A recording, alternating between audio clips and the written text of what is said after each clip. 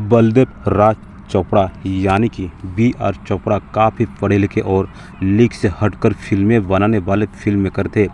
नया दौर, साधना, कानून, इंसाफ का तराजू, निकाह जैसी फिल्में बनाने वाले बी.आर. चोपड़ा ने महाभारत जैसा टीवी धारावाहिक भी बनाया है।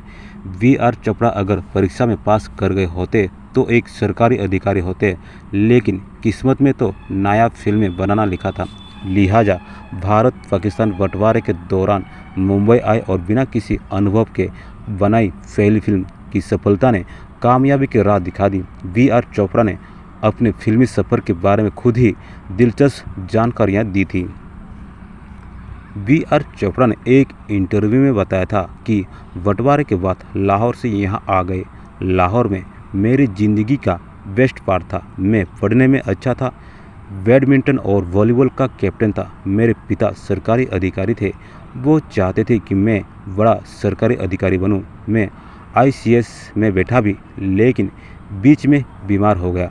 रिजल्ट आया तो बहुत रोया। पिता ने कहा लंदन चले जाओ और फिर परीक्षा देना। मैंने मना कर दिया। इसके बाद बी.आर. चोपड़ा ने लिखना शुरू कर दिया। वैरायटी न्यूज़पेपर में लिखने लगे। सामाजिक विषयों पर फिल्में बनाने की सलाह देते हुए आर्टिकल लिखा था। इसी दौरान देश का बंटवारा हुआ और बी.आर. चोपड़ा की फैमिली जालंधर आ गई। यहाँ उनका पैतृक घर था।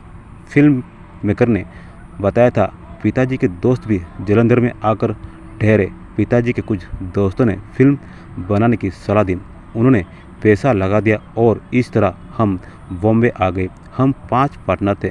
फिल्मों के लेकर हमारे विचार अलग अलग थे। वे कहते जो चल रहा है वो बनाओ और मैं कहता कि कुछ अलग बनाते हैं।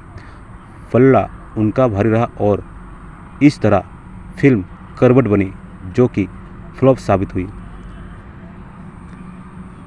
अपने फिल्मी सफ़र के बारे में बताते हुए कहा था, एक दिन मैं एक रेस्टोरेंट में चाय पी रहा था। मेरे पास फाइनेंसर ढूंढने का तजुर्बा नहीं था। एक दिन IAS जौहर मिले। उन्होंने पूछा क्या कर रहा है। मैंने कहा ना पैसा, ना एक्सपीरियंस और ना ही नॉलेज, कर ही क्या सकता हूँ मैं।